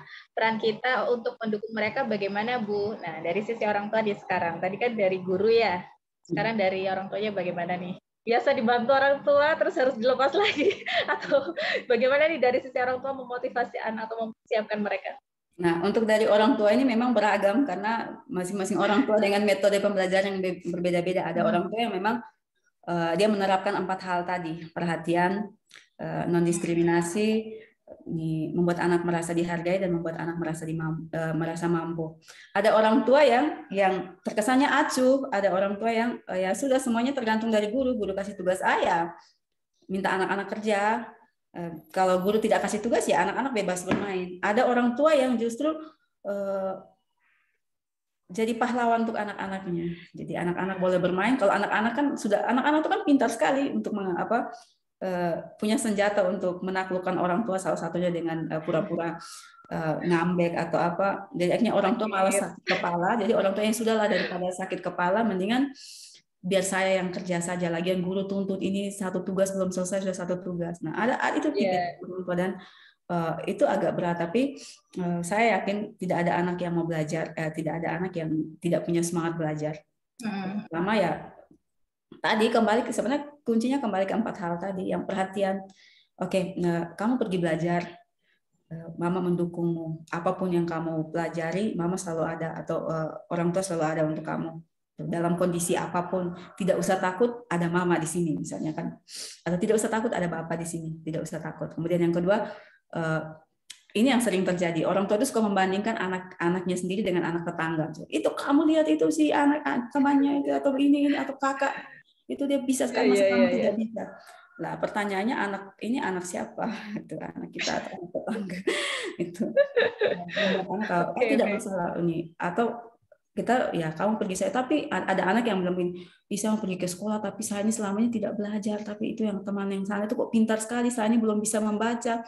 Tapi teman itu kan misalnya hari pertama mereka pasti lihat perkembangan anak-anak di sekolah, teman-temannya itu kok saya punya teman si A ini kok lancar sekali membaca, sedangkan saya tidak bisa membaca. Akhirnya kan rasa takut, rasa malu, rasa minder, rasa tidak percaya diri itu mulai ada. Tetapi tinggal kita kasih tahu saja, oh iya, tapi kalau kamu berusaha kamu pasti bisa. Gitu. Kamu pergi saja, kamu pasti bisa. Iya, dia mungkin bisa karena dia begini. Kamu kemarin bisa, tapi kamu bisa kok. Kamu masih bisa kejar nanti mama dampingi. Pokoknya ada mama siap dampingi. Yang penting kamu semangat belajar dan lain-lain. Itu yang kedua ya, membuat dia merasa mampu. Kembali ke tadi, yang terakhir tadi membuat dia merasa mampu. Tetap percaya bahwa kamu punya kemampuan, mama percaya kamu bisa. Pergi saja di sana, guru ini kalau misalnya sampai sana ada yang kamu tidak tahu, pulang kita sama-sama belajar. Kalau mama tidak tahu, kita sama-sama cari di Google. Gitu. Atau kembali empat hal itu. Karena kembali ke kalau 4 hal tadi ya. Kembali ke 4 hal, dan orang tua jangan sampai anak tidak mau ke sekolah justru membuat anak semakin stres dengan ngamuk-ngamuk dan lain-lain. Tapi coba kasih 4 hal itu, saya yakin anak akan percaya diri. Karena dia tahu bahwa dia punya kemampuan, dia tahu bahwa ketika dia belajar, dia pasti bisa. Karena seperti tadi saya bilang, anak yang percaya diri atau remaja yang percaya diri adalah remaja yang punya keyakinan, bukan pengetahuan. Yakin akan dirinya sendiri bahwa dia punya kemampuan dan menerima kekurangan. Soal pengetahuan itu bisa diakses di mana saja dan kapan saja. Ya, betul. Jadi, ya, benar-benar. Sedikit penting anak percaya diri dulu ya. Iya. Pertanyaan ketiga dari Ibu Rita Yuliza. Selamat siang Ibu Pemateri. Maaf saya agak terlambat menyimak. Saya mau bertanya Bu, sebenarnya cara yang ampuh agar menghilangkan rasa enggan anak untuk ke sekolah. Kebetulan sekolah kami baru awal tahun ini mulai tatap muka, tapi siswa yang datang itu dari 30 orang hanya 5-10 orang. Sampai-sampai saya harus jemput bola ke rumah, tapi rata-rata mereka seperti enggan keluar dari zona yang sudah dianggap nyaman, yaitu daring. Bagaimana sih cara agar mereka mau tanpa harus takut keluar dari zona nyamannya tadi? Dan juga bagaimana tips untuk mengarahkan anak agar bisa mudah mengetahui di mana bakatnya. Nah, jadi pertama tadi gimana membuat anak keluar dari zona nyaman. Yang kedua, tips untuk mengetahui di mana bakat anak. Yang pertama ya, siap ciptakan juga zona nyaman untuk mereka. Jadi kelasnya dirubah gitu. Yang pertama harus membuat outdoor class dulu mungkin ya, camping dulu ya. Ya, karena anak itu kan jangan sampai kita hanya membuat mereka nyaman di rumah, sedangkan kita tidak. Makanya kenapa tadi saya bilang, hal yang paling pertama yang kita buat adalah membuat suasana atau situasi kelas itu menjadi nyaman untuk dia. Ciptakan situasi yang menjadi nyaman untuk dia. Jadi jangan seperti tadi saya bilang, jangan begitu anak masuk langsung hari ini kita akan belajar tentang ini. Ya memang kita punya standar yang harus dicapai, ada indikator yang harus dicapai setiap bulan. Tetapi percuma kalau indikator itu begitu banyak, tapi anak-anak itu tidak merasa nyaman belajar. Percuma indikator yang dibuat itu tidak akan, karena kita kan tahu kalau omong tentang indikator kan pasti ada 3 hal yang mau kita ukur nih, pemahaman, praktek, sampai pada yang terakhir paling tinggi adalah perubahan perilaku. Nah, yang ya 3-3 ini kalau mau berjalan, yang paling pertama kita buat yang harus kita siapkan adalah situasi belajar yang nyaman. Dengan cara apa? Misalnya membuat mereka nyaman dengan cara hari ini kita cukup bermain dulu. Hari ini kita games dulu, bermain, tapi bermain yang kita usahakan untuk ada hubungannya dengan pembelajaran di sekolah. Oke, kan kita mau belajar matematika nih, tapi hari ini kita tidak belajar matematika yang langsung 1+1 sekian. Kita akan belajar permainan boom dengan kelipatan 2 yang paling mudah. Jadi setiap kelipatan 2 kita tidak boleh sebut angka, tapi sebut boom. Misalnya 1 boom, 3 boom. Nanti kalau siapa yang salah maju di depan untuk yang lagi, jadi begitu. Atau kita misalnya belajar dulu, kalau ini mau tentang konteksnya kita sebagai guru matematika, ini kita mau belajar tentang penjumlahan nih. Penjumlahan kita hari ini kita nyanyi dulu, misalnya ada lagu SE19 DD2 8 TT3 dan 7 di EE4 dan 6 LL5 dan 5 semua jumlah 10. Nanti kita kasih tahu ke anak-anak bahwa ternyata huruf angka itu ada pasangannya. Masing-masing punya pasangan. Ada SS 1 dan 9 yang diawali dengan huruf E 1 dan 9. Itu kalau dijumlahkan berapa? 10. Ada Dede 2 dan 8. Dijumlahkan berapa? 10. Ada TT 3 dan 7. Jumlahnya berapa? 10. Oh iya ya, benar ya. Terus EE Wah, saya juga 6 baru tahu. 6 dan 4. Jumlahnya berapa? 10. Kemudian terakhir EE. ELL 5 dan 5. Jumlahnya 10. Oh iya, ternyata baru tahu juga gitu kan. Anak-anak juga. Oh gitu ya. Iya. Oke, jadi mungkin pendekatan lagu, pendekatan games gitu ya. Mungkin dijemput bukan untuk sekolah, kita main-main yuk gitu kali ya. Dijemput nanti dari besok sekolah. ya, nanti besok kita akan bermain lagi. Oh, anak-anak, besok itu kita akan belajar tentang bencana alam, atau besok itu kita akan belajar tentang toleransi. Yang punya spidol di rumah atau yang punya krayon di rumah, besok bawa, kita akan menggambar. Gambar seperti apa yang tadi saya bilang, gambar bunga, satu warna dan bunga-bunga. Jadi itu makanya kenapa pendekatan STEAM itu penting sekali. Ya, saya pikir Pak Nadiem itu Menteri Pendidikan yang memang sangat konsen dengan pembelajaran abad 21. Kalau omong tentang pembelajaran abad 21, otomatis ada pendekatan STEAM. Pendekatan STEAM, terus bagaimana kita menilai pendekatan itu efektif atau tidak? Pakailah metode ABCDE sepanjang proses. Amati, maksudnya amati di sini anak-anak ini yang kita lihat dari nilai dari mereka, bukan kita yang mengamati, bukan kita yang bayangkan, bukan ABCDE ini anak-anak. Jadi selama proses itu mereka akan menjalani 5 ini. Mereka akan mengamati, mereka akan bayangkan, mereka akan cari tahu, mereka akan diskusi, dan mereka akan evaluasi. Evaluasi. Ya. Jadi itu Ibu. Jadi paling pertama ya ciptakan zona nyaman dulu, kemudian sisi materinya itu secara bertahap. Bertahap sampai mereka sudah siap untuk terima. Dan tadi mengetahui di mana bakat anak. Oh iya, untuk mengetahui bakat anak ya mungkin kita bisa ada cara juga untuk memetakan minat bakat anak. Misalnya ada anak tuh kan yang punya bakat di linguistik, ada anak yang punya bakat di matematika, ada yang punya bakat di olahraga, ada banyak anak yang ada bakatnya di itu, misalnya visual, ada yang intrapersonal, ada yang interpersonal. Saya pikir Bapak Ibu sering-seringlah buka di Google tuh ada banyak cara untuk memetakan minat bakat anak-anak. Anak-anak itu kan sebenarnya cenderung mau dibilang masih labil. Kira-kira minat bakat mereka itu kan tidak bisa tentukan secara langsung minat bakat mereka di mana, karena kadang mereka itu mau ke musik karena mereka suka dengan temannya itu dan temannya itu suka musik, jadi mereka senang musik. Ada anak sebenarnya mereka tidak mampu, tapi ada cara Bapak Ibu bisa dapat di Google itu bagaimana untuk memetakan minat bakat. Selain mengenal kepribadian yang kita tahu ada ini sanguin dan lain-lain, ada 4 itu jenis kepribadian, itu ada juga pemetaan minat bakat. Itu ada dia punya daftar pertanyaannya. Daftar pertanyaannya, dari situ akan kita lihat kalau misalnya jawaban paling banyak itu A, berarti anak ini bakatnya ada di linguistik. Kalau B, bakatnya ada di mana. Saya pikir itu kalau misalnya mau fokus di minat bakat. Tapi kalau kita mengajar semua anak dengan minat bakat, yang mau bilang minat bakat kacau balau atau minat bakat yang beragam, ya kembali lagi penggunaan metode pendekatan STEAM tadi. Karena semua anak dengan minat bakat apapun, kalau metode pembelajaran yang kita kasih itu sesuai dengan sesuai dengan usia mereka itu kan suka games, kita masuk melalui games. Saya pikir mau minat bakat apapun pasti dia akan tertarik untuk suka ya. Tapi kalau untuk secara khusus memetakan itu ada dia punya toolsnya untuk kita tahu untuk pemetaan minat bakat. Jadi kalau memang sengaja ingin memetakan minat dan bakat itu ada tesnya tersendiri dan bisa dicari di Google ya caranya.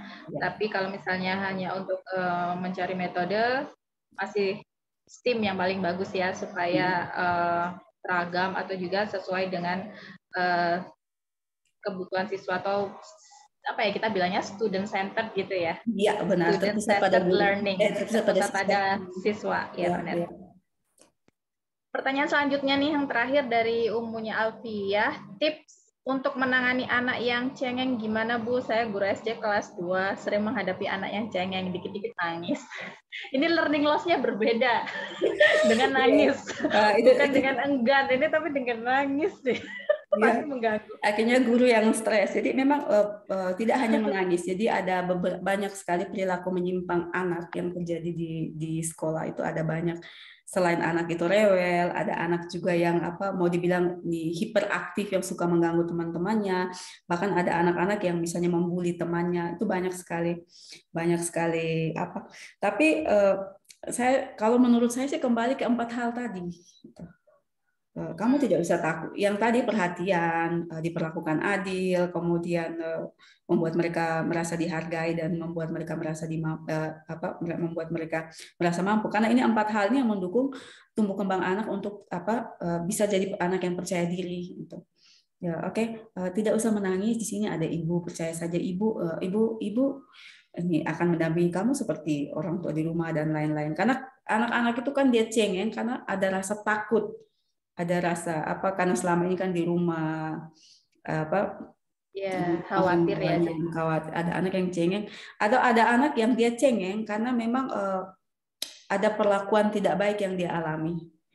Ada Trauma kadang ya. ya jadi dia misalnya di rumah, contohnya kalau di rumah kan dia selalu dikasari, selalu diperlakukan tidak adil dibanding-bandingkan, itu yang membuat dia merasa bahwa orang lain juga akan memperlakukan saya dengan hal yang sama. Jadi ketika dia melakukan kesalahan atau ada dia pasti akan takut, dan ketika dia takut dia akan cengeng. Anak-anak yang sebenarnya cengeng itu kan anak-anak yang tidak percaya diri. Anak-anak yang merasa takut dengan sesuatu. Makanya kita hadir untuk memberikan kenyamanan. Tunjukkan perhatian kita, tidak usah takut bahwa apapun yang terjadi ada ibu di sini. Jadi selama kamu di sekolah, kamu punya masalah apa, ceritakan ke ibu. Dan yang paling penting kalau memberikan perhatian adalah kita sebagai orang dewasa, kita sebagai orang tua atau sebagai guru di sekolah, kita harus menjadi teman yang baik untuk anak dan pintar menyimpan rahasia anak. Kadang kalau kita ini membangun kepercayaan diri anak, ya menunjukkan bahwa ada saya di sini, tapi ya harus menjaga rahasia. Ada guru yang anak-anaknya cerita seperti ini ke dia, ibu saya itu. Nanti sebentar waktu memberikan contoh, dia pakai lagi contoh itu untuk jadikan contoh. Iya, jangan seperti ini. Atau kita belajar dari si A, tadi dia cerita ke ibu begini, kalian tidak boleh seperti itu. Akhirnya kan berarti kita sudah mengingkari janji kita memberi perhatian dengan menjadi, misalnya salah satunya adalah menjadi tempat curhat terbaik anak tanpa membuat kamu tidak usah takut, cerita saja ke ibu. Kamu punya masalah apa? Kenapa kamu cengeng? Tidak usah khawatir, ibu tidak akan cerita ini ke kepala sekolah, ibu tidak akan cerita ini ke teman-temanmu, ibu tidak akan cerita ke orang tuamu, cukup ibu yang tahu. Nah, dari sini kita akan tahu kira-kira apa sih penyebab perilaku menyimpang anak itu. Kemudian tunjukkan bahwa kita memperlakukan mereka itu sama rata. Dia yang bermasalah dan yang tidak bermasalah layak diperlakukan secara adil. Kemudian menghargai apapun yang mereka buat, hal positif apapun yang mereka buat, sekecil apapun itu. Kemudian ya memberikan kepercayaan ke mereka bahwa kalian itu punya potensi. Setiap orang tuh punya potensi, setiap orang tuh mampu untuk melakukan sesuatu yang baik. Kalaupun kalian kemarin melakukan kesalahan, itu mungkin kebetulan kemarin kamu lagi stres atau apa, tapi ibu yakin bahwa di dalam diri kalian itu ada sesuatu yang baik dan itu yang harus dikembangkan. Jadi 4 hal ini yang mungkin bisa Bapak Ibu praktek. Saya yakin kalau Bapak Ibu memberikan 4 hal ini, anak-anak akan lebih percaya diri, merasa nyaman untuk belajar karena dia merasa diterima di situ.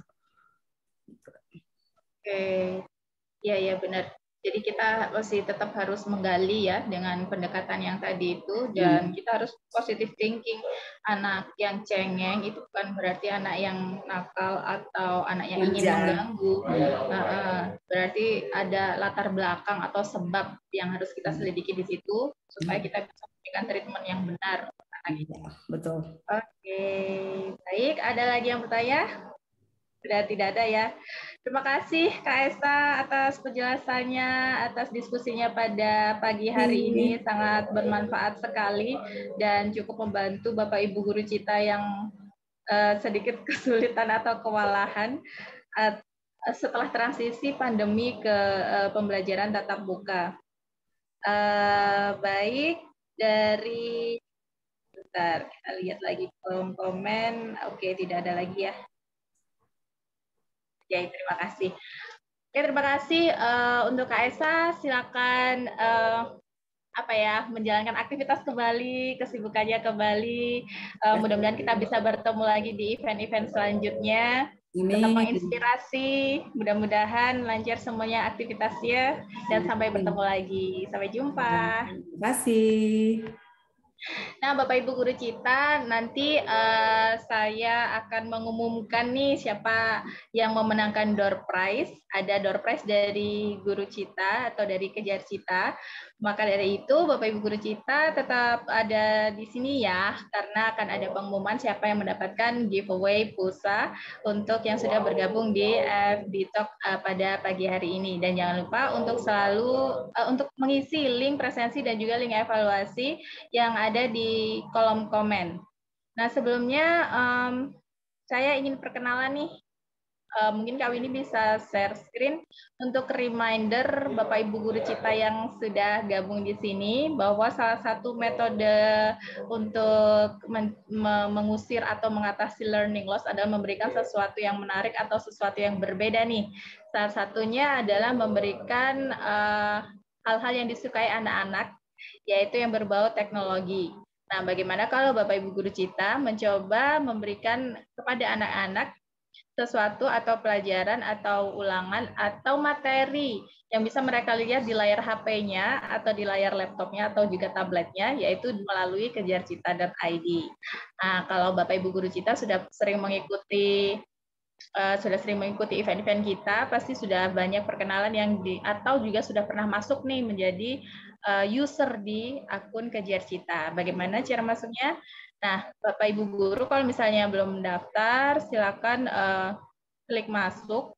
Di situ ada, kalau misalnya belum daftar, tinggal buat akun gratis, daftar gratis, tidak ada pemungutan biaya apapun, tinggal masukkan nama dan username, email, gampang sekali.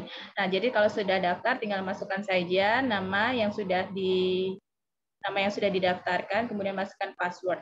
Nah, di situ nanti Bapak Ibu Guru Cita bisa melihat di dalamnya tidak hanya ada bank soal seperti yang mungkin biasa dilihat di situs-situs pembelajaran ya, tapi kalau di Kejar Cita kita ada 3 komponen yang biasa dilakukan oleh Bapak Ibu Guru Cita, yaitu ada rencanakan, laksanakan, dan evaluasi. Rencanakan ini ada apa saja? Nah, tahap rencanakan sesuai dengan kurikulum Merdeka Belajar kita pada tahun ini atau pada masa ini. Di situ ada RPP, jadi ada banyak contoh RPP yang bisa Bapak Ibu Guru Cita ambil, dan juga adaptasi. Kalau misalnya Bapak Ibu Guru Cita ingin memodifikasi, bisa. Atau tinggal mau mencetak juga bisa. Kalau ingin mengedit, di kolom bawah itu ada duplikasi. Jadi duplikasi itu Bapak Ibu Guru Cita menduplikasi dan juga bisa mengedit di dalamnya. Misalnya penilaian SIKA mau ditambah nih, jadi tinggal diketik langsung di situ. Atau kalau misalnya mau ngambil yang sudah ada, Bapak Ibu Guru Cita tinggal mencetak saja. Di situ sudah banyak inspirasi tentang kegiatan pembelajaran dan juga penilaian yang Bapak Ibu Guru Cita bisa ambil sesuai dengan mata pelajaran. Bisa juga kalau misalnya Bapak Ibu Guru Cita mau membuat murni, itu tinggal klik buat RPP, di situ bisa dan masuk di folder RPP saya nantinya. Jadi sudah ada template. Mungkin ada yang kebingungan nih gimana sih RPP 1 lembar itu bentuknya, isinya apa saja sih? Nah, tidak usah bingung karena di website kita sudah ada template-nya, ada judul, nama sekolah, dan sebagainya. Di situ tinggal masukin saja, tinggal input saja, nanti bentuknya tampilannya sama seperti tadi. Jadi sudah tinggal ngeprint. Atau kalau nggak di-print bisa langsung dilihat di layar laptop kalau kita sedang mengajar, gitu ya. Nah, setelah perencanaan pasti ada sesi laksanakan.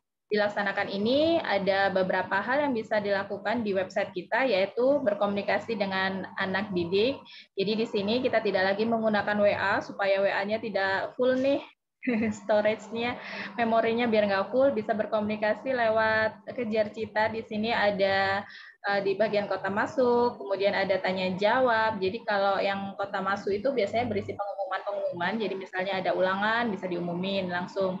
Kemudian tanya jawab biasanya tentang diskusi materi, dan untuk kalender ini bisa digunakan untuk setting kapan ulangannya, nanti bisa disetting jadi ada reminder untuk siswa. Dan juga orang tua yang bisa mengawasi. Jadi ada tugas gitu, orang tua bisa tahu kalau misalnya ada tugas. Kemudian untuk kirim tugas bisa diambil dari bank soal, kirim kuis di situ juga termasuk tahap laksanakan ini. Kirim kuis itu bisa ambil juga dari Kejar Cita ya. Kita menyediakan kuis-kuis yang sudah ada seperti ini.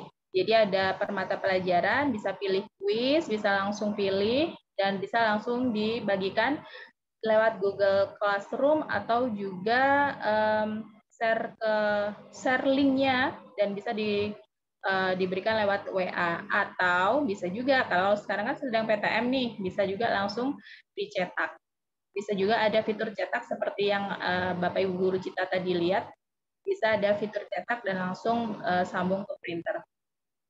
Dan untuk administrasi, oh ya, ada kirim materi juga, jadi ada materi-materi di sana, ada materi rangkuman dan juga worksheet, sama bisa dicetak dan bisa dibagikan secara online di Google Classroom. Nah, ini dia tampilannya kalau untuk daftar siswanya. Jadi bisa juga untuk administrasi kita bisa mengabsen siswa, ada daftar siswanya yang di-input di sana, jadi tinggal absen dan juga raportnya sudah otomatis bisa diisi di situ. Jadi bisa membantu juga di bagian administrasi nih. Kemudian untuk tahap evaluasi, nah di tahap evaluasi ini Bapak Ibu Guru Cita bisa melakukan assessment. Assessment itu ambil nilai ya yang berhubungan dengan akademis. Berhubungan dengan akademis ini pasti berhubungan dengan bank soal. Dari bank soal ini Bapak Ibu Guru Cita bisa membuat latihan harian, bisa membuat juga ulangan, juga kuis yang misalnya untuk mereview pelajaran yang sebelumnya. Bisa ambil dari yang sudah ada, dari Kejar Cita, bisa menduplikasi dan memodifikasi, atau bikin sendiri. Jadi bikin sendiri itu bisa langsung